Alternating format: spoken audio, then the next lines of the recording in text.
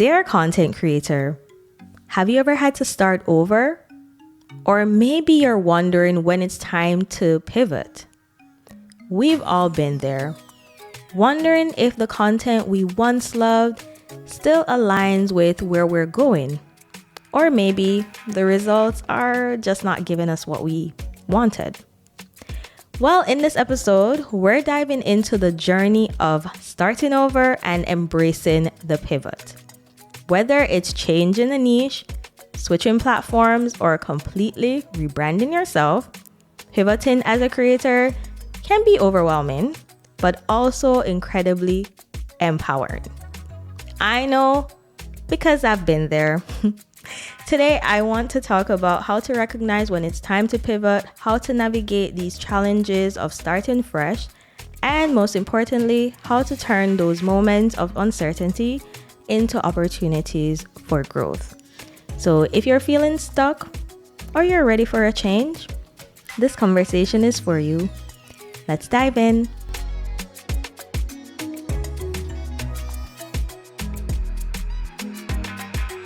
Hey everybody, hey lovely, beautiful people. Welcome back to Dear Content Creator. I am your host, Kariz Maggie.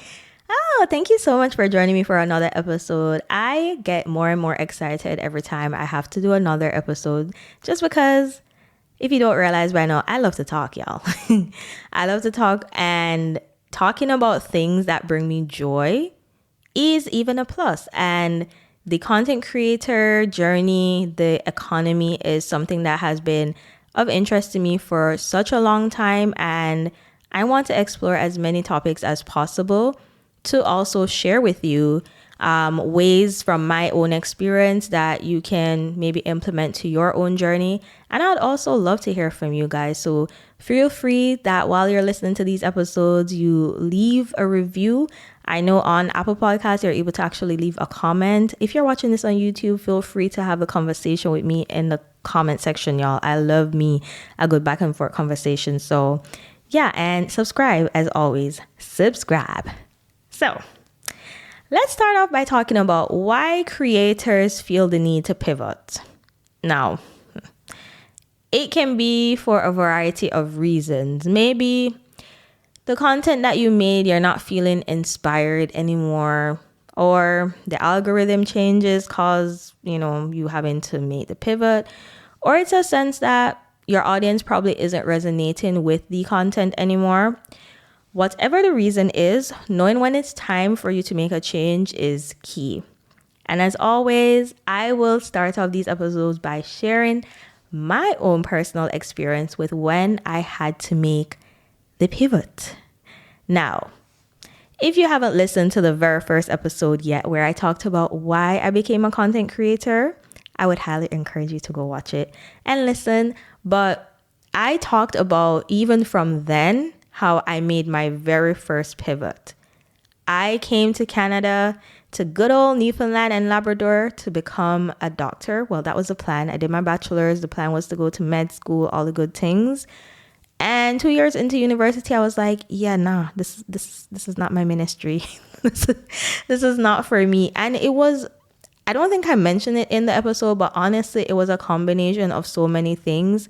But all in all, I realized that I wasn't good at the things that would be needed for you to be a doctor. Like I couldn't take the sight of blood. Studying for all those years in school, I was too social for that. Like I was the girl who I loved to go to events, meet people, interact, all of that. And so I wanted to find something more within that alley. And also, I already had to be good at math and chem, and I forced myself to try and be good at it didn't come natural to me to be very good in those subjects. So I took the signs, the warning signs. I didn't succumb to the pressure of whatever society was telling me or what my parents were expecting at the time. I had that hard conversation with them and said I don't think this is going to work out, mommy and daddy. But I'm going to finish school and I'm going to figure it out from there. And I'm thankful for my parents for actually giving me the freedom to pave my own path. When I started my channel, y'all, they were one of my biggest cheerleaders. My dad used to like share all of my videos on his he still does. He would share any new videos I post on his Facebook. And then my mom made a Gmail just so she could comment on my videos. Like, so sweet. And I have to shout out the little bro too, because he has always been there to listen to the ideas and giving me suggestions and hyping me up along the way and just being an encouraging soundboard whenever I needed it. So pivoting is always something I would say that I have had experience with from then. But it didn't even just start there. I lived in 4 different countries, y'all. I had to move to 4 different countries. Every time I pretty much had to start over my life, meeting friends, going to new schools, learning a different culture. Like, I think I was born for the pivoting life. You know what I mean? Starting over is my middle name. And even with doing this podcast, I transitioned from, or I wouldn't say I transitioned from doing the content that I'm doing because I'm still doing it. It's just that I added another layer because I was getting questions from people anyway about being a content creator, advice, this and that. And I'm like, you know what? I love talking about this. I've been doing it for so long. Why not make a platform to talk about this on a bigger scale? And so here we are. So you could say that this podcast is also part of a pivot or part of me kind of starting over because I did start a new page for me to talk about this topic of content creation, the content creator journey, just because I didn't want to choose having to start over the platform that I already started, which is Maggie TV. So let's rewind a little bit.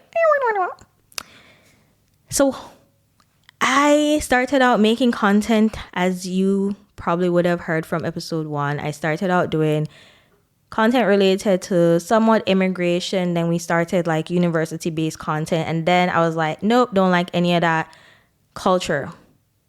Whenever I'm meeting people, that's what we're talking about anyways. And so I always had questions for people. When I saw some similarities or differences, it always piqued my interest. So I was like, let me do something with this. Let me interview people. So initially, I was trying to find a way to do content to bring awareness to different cultures, but I didn't want to go on Google and like Google stuff and like just regurgitate the information. I was like, let me talk to people. Lived experiences is what I feel like makes me connect to people more, and that's how others will connect to them as well. And so that's how I made my pivot from what I did before to kind of what I do now. So Maggie TV is my platform where I talk about culture through food, language, and lived experience. And I did that pivot in 2018. I started my YouTube channel in 2016. So we've been talking about culture since 2016, y'all. That's how much 2018. We've been talking about, culture from then. And I just continue to add layers to it that's relevant or kind of zone in on a specific thing. So when I say food, it's not just any food. Like I like mostly exploring ethnic cuisine within the Black diaspora. So Africa and the Caribbean. Those are like, I feel like our foods are not as bigged up as European cuisine, you could say. And I want to bring more attention to our food also for people to know like, we're not a monolith. There is more to the Caribbean than Jamaica, Trinidad, Guyana. Like there are more Caribbean countries out there that have amazing food as well to try out. And the same thing for when we're talking about our African brothers and sisters. There's more to the continent of Africa than Nigeria and Ghana and South Africa, right? So those are the things that interest me. So I remembered when I made the decision to do content related to culture, I actually was doing stuff virtually first. In person first, right? When I moved to Toronto, all of that changed, right? If you listen to the previous episode where we talked about discussion around mental health, I talked about how I had to take a long break from content when I just moved to Toronto. And so I didn't do that series in that same capacity. Eventually, I kind of figured it out. However, the pandemic kind of wasn't allowing in-person stuff. And I think initially I thought I could only do this series with people who live in the same place that me. Didn't realize that I could do this virtually. However, the pandemic kind of forced me to find that alternative. And so I started using virtual interviews, which is one of the things that helped my channel grow. So I talked about in episode 2 that, I wasn't really making any money from content yet. It wasn't until I made more of that content, exploring culture with people, talking about different topics, and what really helped my content and helped me grow was when I did one video talking about Creole languages.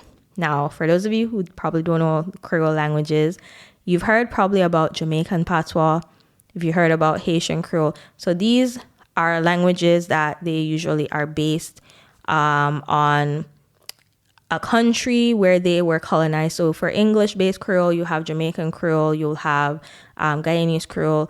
For French-based Creole, you'll have Mauritian Creole, Haitian Creole, just a couple examples for you. But you also have like Portuguese-based Creole, which Papimento is an example. That, I think that's an example.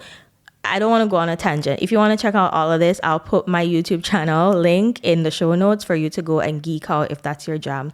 My point basically is that I found something that was not only of interest to me, but of interest to others in a market that was underserved.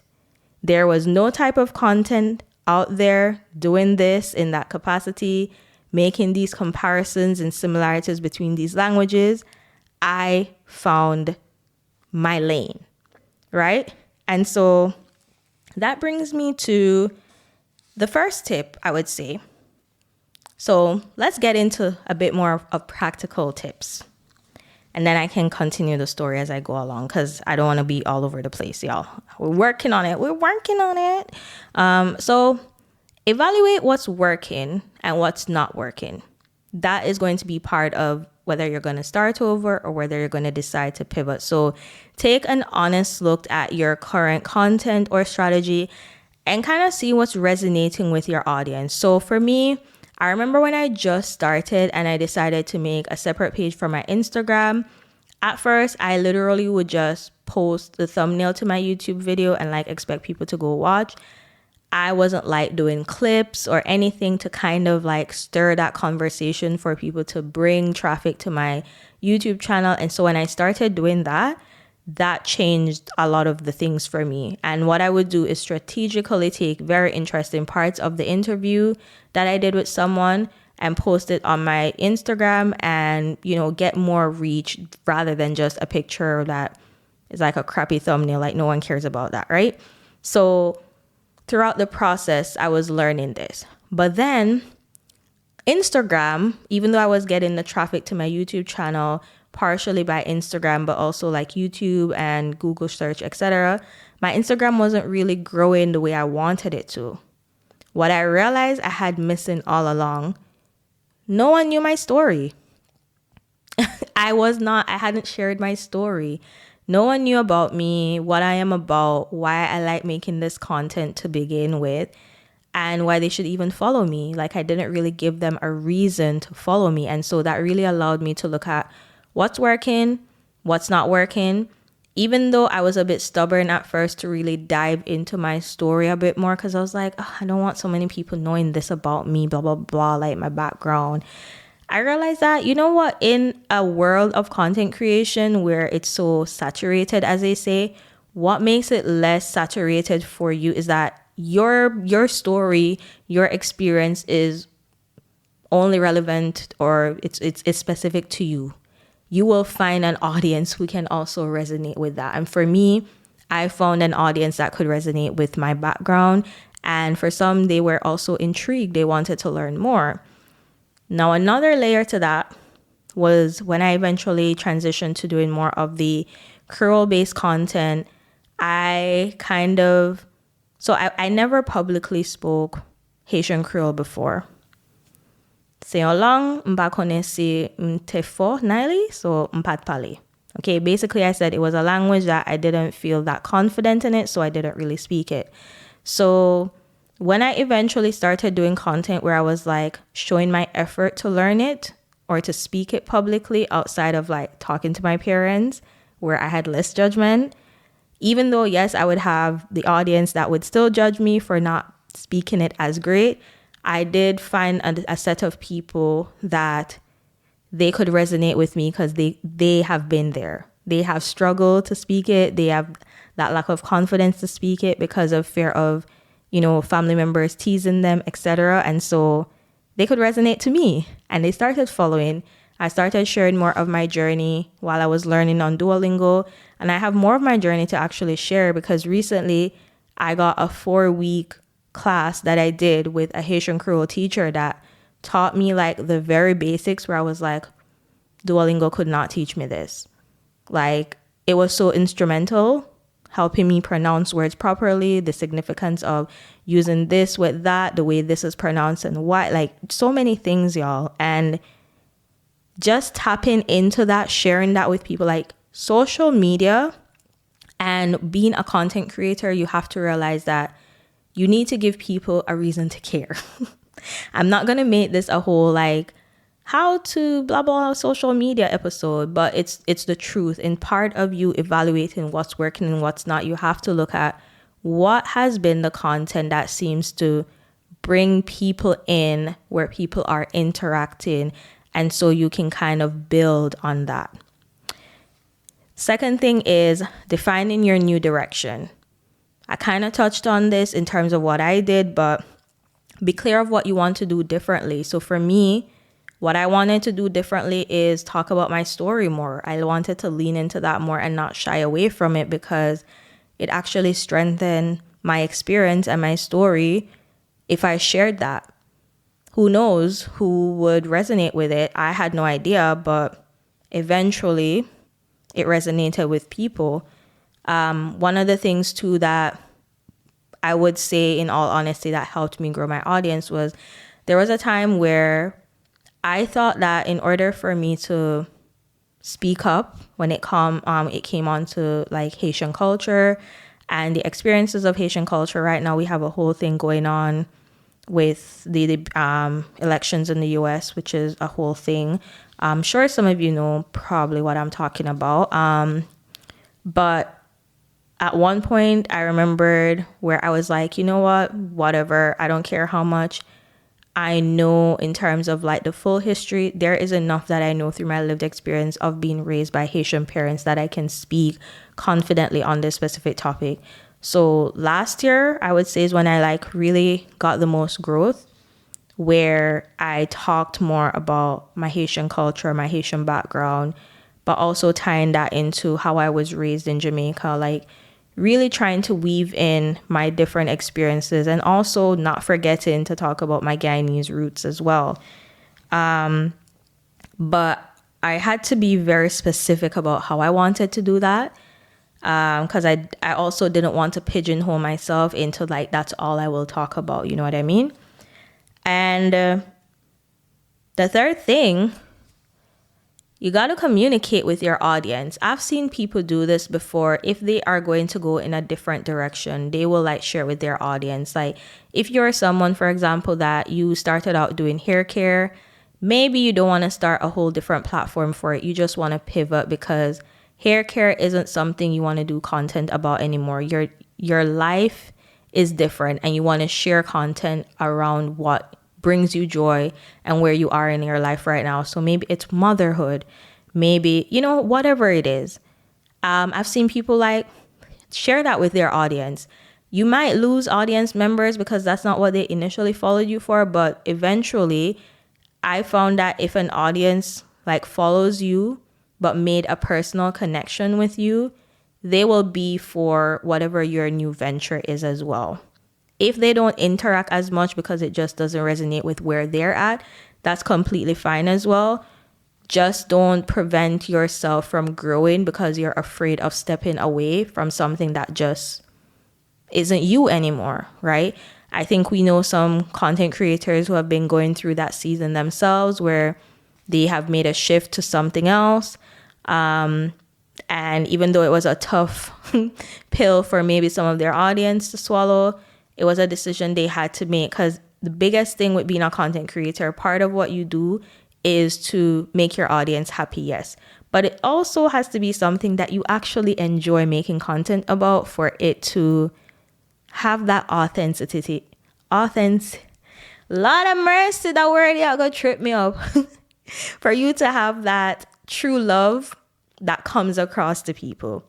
Authenticity. Yes, there's the word. Boom. There we go. Yeah. And if they actually connected with you and just didn't come for the content that you made, they will follow you. And it's okay if they don't, right? And the last thing I would say is don't be afraid to experiment. Now, this one I love, and I actually have a story to share with y'all about that. I'm going to be quick about that. I promise. Remember how I said I started making content that, firstly, the culture-based content, when I pivoted into that, it was mainly interview-based content. And then I zoned in more onto, sharing more of my cultural background, my experiences, etc. I have a love for cultural food. One thing I experimented with was I was a YouTuber that mainly did sit down videos, like sitting down in front of the camera, right? And I remember that when I eventually wanted to explore a different type of content, I gave myself permission to do that without any fear. I just wanted to try something new. I got bored of what I was doing, or it kind of got hard at some point to like get people to book them for interviews. I didn't want that to just be the only content type I relied on. And so I experimented with doing a food series called Kitchens of Toronto. Now, season 1, completely produced, directed, film, edited, all of that by yours truly. That experimental series that I did, it brought me so much joy. It is not even my most viewed project on my platform, but it is one that I am so proud of. And it pretty much propelled me into getting government funding to do a season 2. So I was able to get funding for a trailer, a pilot. I'll do a whole, video on that at another point, because I want to also talk about how content creators can leverage their skills as a digital creator to get funding from government to do projects that they do have a love and interest in with bigger budgets. But I just think to myself, what if I was afraid to try and experiment doing this whole different content that I'm not used to doing? I would have never had that series. We would have never had a season 2. Right now, I'm in the process of applying to more, film festivals, submitting the project to more film festival. I actually submitted to the LA Web Fest this year and won. We won for Best Pilot. Like, I got to go to LA, y'all, and meet people, and I had no expectations of winning. I was just happy to be there. And when I heard my name call and my project name call, I was like, is this real? And all because I wasn't afraid to just experiment and try something new. So that is the last point, y'all. Try new formats and styles or topic until you find what clicks. And that is something that, like, talking about food and there's so much I want to do in that area, y'all. You have no idea, but baby steps. I don't want to overwhelm myself, of course. I am known for doing a lot and I'm trying not to do the most. I want to give as much attention to this new project, which is this podcast, as much as possible. But also I don't want to neglect the other things I've started. But we're in the process right now of trying to know what the next steps is. Can I get a production company to come on board where it can get picked up, for example, by a streaming service? Can I get it sold? Those are the things I'm looking at. So I will be sure to keep y'all updated about that. And yeah, in a nutshell, just remember, starting over doesn't always mean that you have to start from scratch. If you've already built an audience or built valuable skills and insight, you can bring that into your new venture. It's just a matter of these 4 things that I mentioned. Evaluate what's working and what's not. Define your new direction. Communicate with your audience. And lastly, don't be afraid to experiment. That's the super fun thing about being a content creator. We get to experiment and try and fail and try again until we find something that just clicks. Yeah? Okay.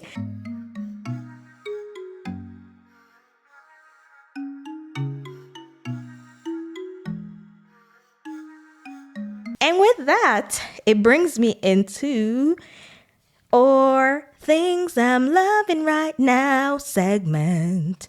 Yeah, we need a little jingle for that.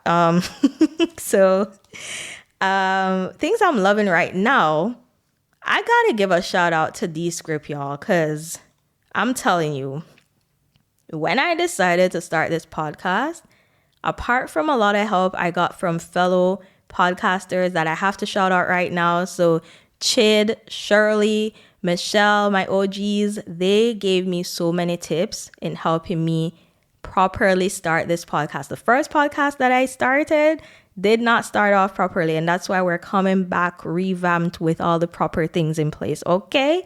But when I started this one, I got myself together. We got a proper mic, we got a proper camera, we got the light situation going on. But in addition to that, I needed to find the right tool for audio, because podcasting is all about the audio, okay? That's how it started out. All the video stuff that got added in afterwards, that was after. But podcasting has always been the king, the queen of audio, quality audio. And so Descript, when I was looking for where I could record my dang podcast for when I need to edit it and do all the necessary edits needed to make it sound proper and all of that, Descript had a whole thing for audio editing specifically for podcasts.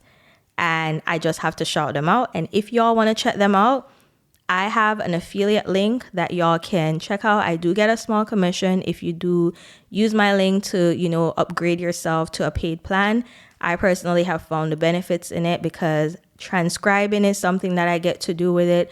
I can also there are so many different features they have. Dubbing. So for example, if I was to make a mistake and I wanted to say up, but maybe I said another word, like you could change that so you say it properly, because they have your trained voice to, train the AI function for that. Like so many cool tools. But right now I'm just focused on, I got somewhere for me to record my podcast and make it sound good for all y'all beautiful people to hear. That's all I care about right now. So big up yourself, Descript.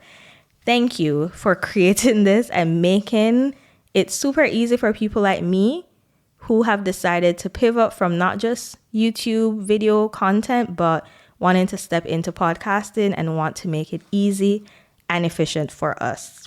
All right. So we are going to wrap up with our Dear Future Me segment. I'm really loving it. Can y'all let me know if you're loving the Dear Future Me segment?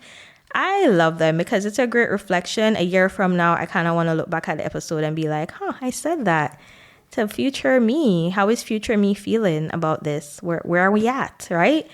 Dear Future Me, remember when you were scared to pivot or start over? Guess what? Those moments of uncertainty were actually your ticket to fresh adventures and new successes. Pivoting isn't about giving up. It's about leveling up and defining your path. So keep embracing those twists and turns with excitement. Each pivot is an opportunity to rediscover your passion and creativity. Amen to that. And as mentioned in previous podcast episodes, and if you're new to the podcast, this is your first time listening, this is an exercise that I would absolutely love for you to do with me. So at the end of each episode, I kind of do like a reflection based on the topic we talked about. And I do a Dear Future Me letter to myself.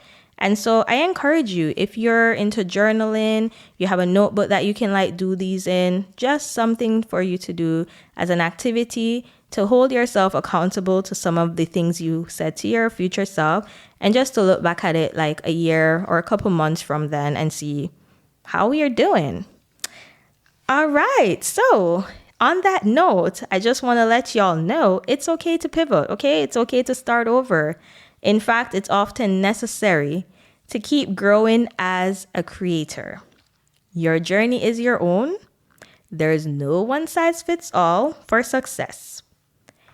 Just remember that. And whether you are in the middle of pivoting or thinking about it, trust that this new chapter can be as exciting and fulfilling as the last.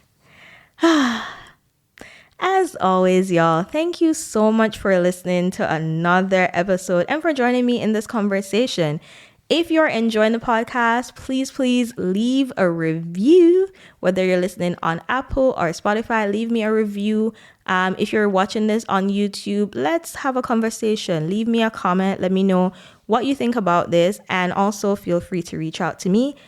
I don't think I've mentioned this before, but we're also on YouTube, Instagram, and TikTok at Their Content Creator. So follow us on the socials. And again, subscribe to the newsletter, sign up to the newsletter, get all the details, get all the details, All right, and with that, I'll see you in the next episode. Bye.